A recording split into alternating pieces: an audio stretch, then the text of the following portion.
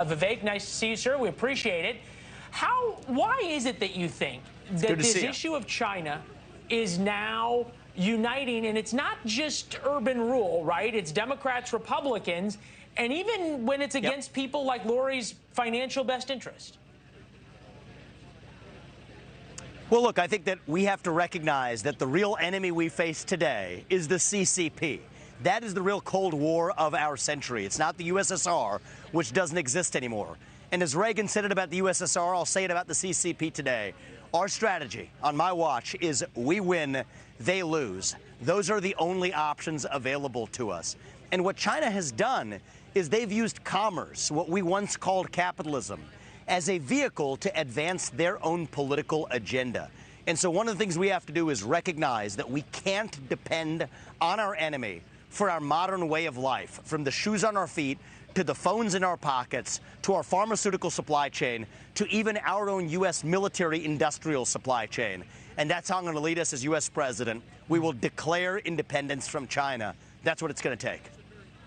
You said CCP, Chinese Communist Party, China Inc., otherwise known as, and Goshen, who's the people who own this battery plant, like all Chinese companies, are essentially an extension of the Communist Party. If the Communist Party wants them to do something, they have to.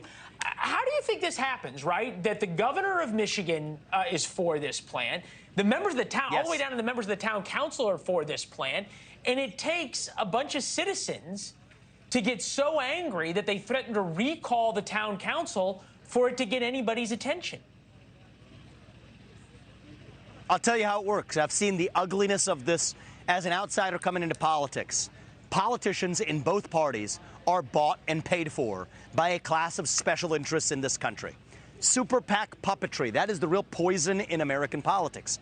Republican and Democrat politicians alike. There are vested donor interests that stop the elected representatives from actually representing the people and only going back to representing the interests of the people who fund them. And it is a cardinal rule now in politics, Leland. I can tell you, as the sun rises in the east and sets in the west, every politician dances to the tune of their biggest donor. It's just that in my case, that biggest donor happens to be me. And I think that's what it's going to take to change the system.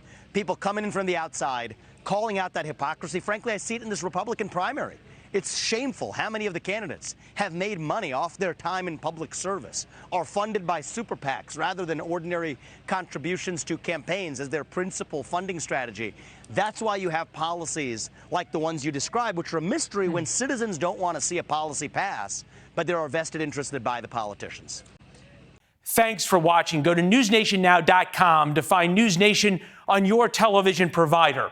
And don't forget to subscribe. Click the red button to get more of NewsNation's fact-driven, unbiased coverage.